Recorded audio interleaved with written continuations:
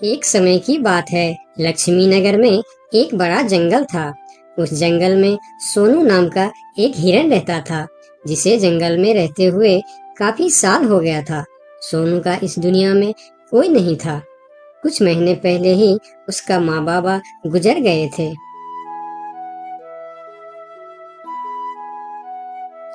इसीलिए इस जंगल में रहते हुए उसे काफी अकेलापन महसूस होता था।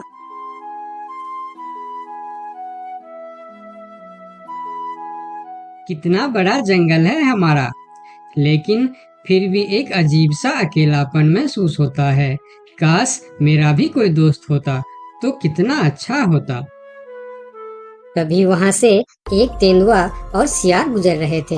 सोनू को अकेला देखकर दोनों उसके पास आए और बोलता है, अकेले अकेले क्या कर रहे हो?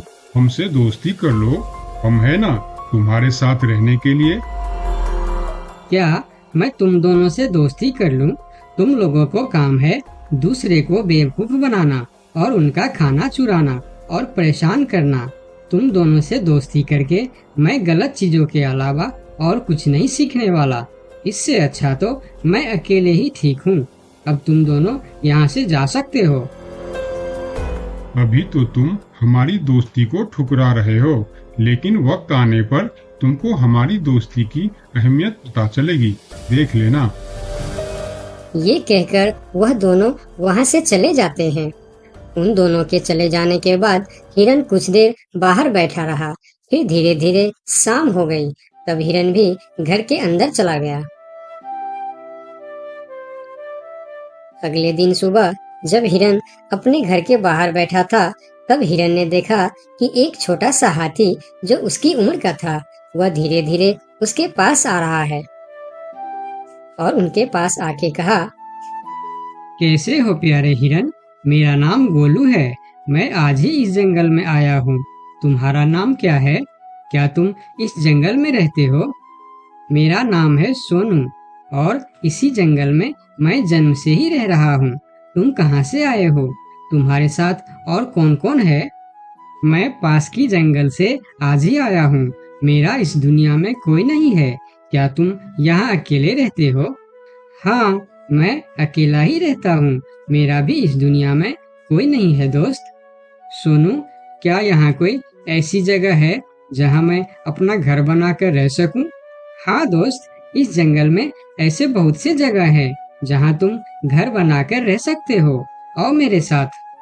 फिर हिरन और हाथी जंगल के और भी अंदर चले गए, जहाँ हरियाली भी थी और जगह भी बहुत सुंदर थी। यहाँ तो मैं अपना पसंद का घर आराम से बना सकता हूँ। हाँ मेरे दोस्त, और इस काम में मैं तुम्हारी मदद करूँगा। नहीं प्यारे दोस्त, मैं अपना घर खुद बना लूँगा। मैं तुम्हारा फायदा नहीं उठाना चाहता। तुम मेरी बहुत मदद की है। ये सुनकर भी हिरन ने उसकी मदद करने का फैसला नहीं बदला और काम पर लग गए। जंगल से अच्छी लकड़ियाँ और पेड़ इकट्ठा करके दोनों ने मिलकर 2 दिन के अंदर ही एक झोपड़ी जैसा घर बना डाले। तुम्हारा बहुत बहुत शुक्रिया दोस्त। अगर तुम नहीं होते तो मैं इतना आसानी से ये घर नहीं बना पाता। शुक्रिया की कोई जरूरत नहीं है। तुम मेरे प्यारे दोस्त हो। ये तो मुझे करना ही था। उस दिन से दोनों की दोस्ती और भी गहरी हो गई। इधर शाम होने वाली थी। हिरन अपने दोस्त से विदा लेकर अपने घर की ओर चलना शुरू किया। हिरन रोज हाथी के घर आता और दोनों सारा दिन साथ ही रहते थे। एक साथ खाते थे और मजे भी करते थे। एक दिन सोनू हिरन हाथी के घर नहीं आया तो उसे हिरन के लिए चिंता होने लगा। वह फिर चलकर हिरन के घर जा पहुंचा। अरे क्या हुआ दोस्त, तुम आज मेरे घर क्यों नहीं आए?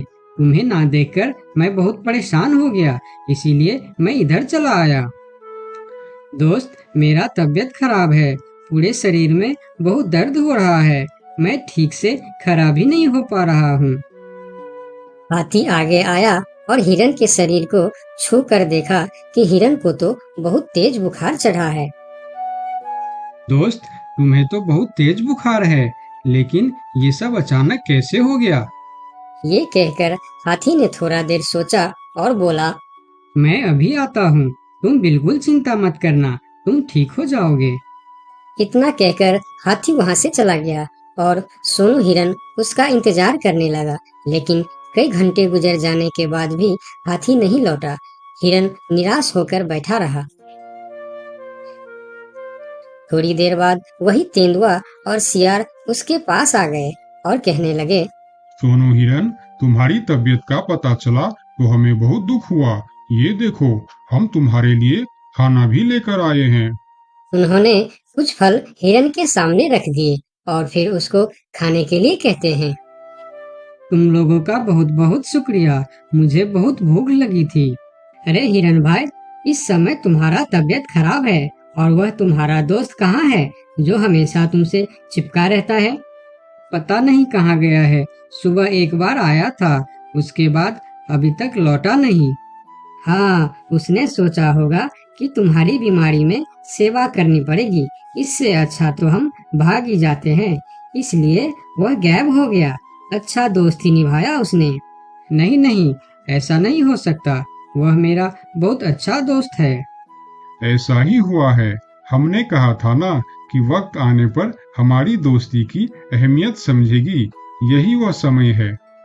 उनकी बात सुनकर सोनू हिरन को बहुत दुख हुआ। फिर वह वहां से चला गया। धीरे धीरे शाम हो गई, लेकिन हाथी का कोई अता पता नहीं था। हिरन के तबीयत में भी कोई सुधार नहीं हुआ। अगले सुबह फिर से वह दोनों हिरन के घर पर आए। आज भी दोनों ने हिरन के लिए कुछ फल लेकर आए थे। हिरन बहुत खुश होकर खाने लगा। उसे अपने आप पर शर्म आ रहा था कि जिन जानवरों को वह बुरा भला कह रहा था, आज मुसीबत में वही उसके काम आ रहे हैं। वह हर बार उनका शुक्रिया कर रहा था और माफी भी मांग रहा था। फिर थोड़ी देर बात करके दोनों वहां से चले गए। कब तक हम इनकी नौकरी करते रहेंगे? अब अपने योजना को अंजाम देने का समय आ गया है, नहीं तो बहुत देर हो जाएगा। हाँ, तुमने बिल्कुल ठीक कहा। अब हमें और समय नष्ट नहीं करना चाहिए। आज ही हमें कुछ निर्णय लेना ही पड़ेगा। चलो चलते हैं शेर सिंह के पास। शाम के समय जब हिरन अकेला था, तब हाथी वहां पर पहुंचता। उसको देखते ही सोनू हिरन को बहुत गुस्सा आ गया। क्या देखने आए हो यहाँ? यही कि मैं जिंदा हूँ या मर गया? ऐसा क्यों बोल रहे हो दोस्त? मेरा पूरा बात तो सुनो। मुझे दोस्त कहकर मत बुलाओ। दोस्त वो होता है जो अच्छे और बुरे वक्त में साथ निभाए। तुम तो मेरे तबीयत खराब होते ही मुझे छोड़कर भाग गए थे। मुझे खाना भी वह लोग लाकर दे रहे थे जिससे मैं बात तक करना पसंद नहीं करता था। तुम्हें अभी तक कुछ भी पता नहीं है, इसीलिए गुस्सा कर रहे हो। मैं तुम्हारे साथ छोड़कर नहीं भागा था। मुझे पता चल चुका था कि तुम्हें डेंगू बुखार हो गया है और तुम्हारे पास सिर्फ 3 दिन थे। मैंने घर में इसके दवाई रखे थे, लेकिन जब मैं घर पहुंचा तो वहाँ दवा न जाने कहाँ गायब हो गया। मेरे पास समय कम था। तुमको बताने वापस आता तो और देर हो जाती, इसीलिए मैं पुराने जंगल गया था। वहाँ से तुम्हारे लिए 2 दिन का सफर करके यह जड़ी बूटी लाया हूँ। इसे खा लो दोस्त, वरना सुबह तक तुम्हारा बुखार नहीं उतरा तो मैं मेरे सबसे अच्छा दोस्त खो दूंगा। ये सुनकर सोनू हिरन के आंखों में आंसू निकल आए। उसने तुरंत वह जड़ी बूटी खा ली। मुझे माफ कर दो दोस्त, न जाने मैं कैसी तुम्हारी दोस्ती पर शक कर बैठा। यकीन मानो, तुमको वापस देखकर मुझे बहुत अच्छा लग रहा है। फिर दोनों ने बातें करने लगे। इतने में सोनू को अच्छा महसूस होने लगा। फिर वह उठकर खड़ा हो गया। अरे देखो दोस्त, मैं तो बिल्कुल ठीक हो गया। तुम्हारा बहुत बहुत धन्यवाद दोस्त। दोनों घर के बाहर बातें कर रहे थे, तभी वहां पर शेर सिंह को साथ लेकर वह दोनों आ गए। तुम लोगों के साथ ये शेर सिंह यहाँ क्या कर रहा है? शेर सिंह, यही वह हिरन है जिसे हमने आपके लिए तैयार किए हैं। ये सुनकर हिरन डर गया और फिर उसको समझ में आया कि ये दोनों क्यों इसका सेवा कर रहा था। इधर शेर सिंह हिरन को शिकार करने के लिए आगे आया। तब हाथी बोला, मेरे रहते तुम लोग मेरे दोस्त को कुछ भी नहीं कर सकता। ये कहकर हाथी आगे आया और जैसे ही शेर सिंह ने हिरन की तरफ कदम बढ़ाया, हाथी ने शेर सिंह को जोर का टक्कर मारा और शेर सिंह दूर जाकर गिरा और उसकी कमर का हड्डी टूट गया और वह उठ भी नहीं पाया। यह देखकर तेंदुआ और सियार जल्दी जल्दी वहां से भाग गया। फिर उस दिन के बाद हिरन सुंदरबन के जंगल में एक ठग सियार रहता था। वह बहुत ही निकम्मा और कामचोर था। हमेशा इसी जुगाड़ में रहता कि कहीं कोई मुर्गा मिले जिसे मूर्ख बनाकर उसके साथ ठगी की जाए। एक दिन अरे बंदर भाई, कल रात में मैंने आपको सपने में देखा। अरे रहने दे सियार, तू अपना सपना अपने पास रख और मुझे जाने दे। ऐसा बोलकर बंदर चला गया। धीरे धीरे सारे जानवर सियार की हरकत को जान चुके थे, इसलिए कोई भी जानवर उसकी बातों में नहीं आता था। अब सियार समझ चुका था कि इस जंगल में उसकी दाल नहीं गलने वाली, इसीलिए वह दूसरे जंगल जाने का निश्चय किया और अगले दिन सियार अपने जंगल को छोड़कर दूसरे जंगल की तरफ निकल पड़ा। दूसरी जंगल में पहुंचते ही दिन भर जंगल का जायजा लिया और शाम होते ही एक गधे को देख उसके पास गया और रुककर बोला, गधे भाई, मैं इस जंगल में नया आया हूँ और शाम भी ढल चुकी है। क्या मुझे एक रात रुकने के लिए आपके पास शरण दे सकते हो? हाँ हाँ, क्यों नहीं। अभी तो तुम इस जंगल में नए हो और हमारे लिए मेहमान हो, और मेहमान तो भगवान के समान होते हैं। ऐसे कहते हुए गधे ने सियार को अपने पास रोक लिया और उसे सम्मान के साथ भोजन कराया।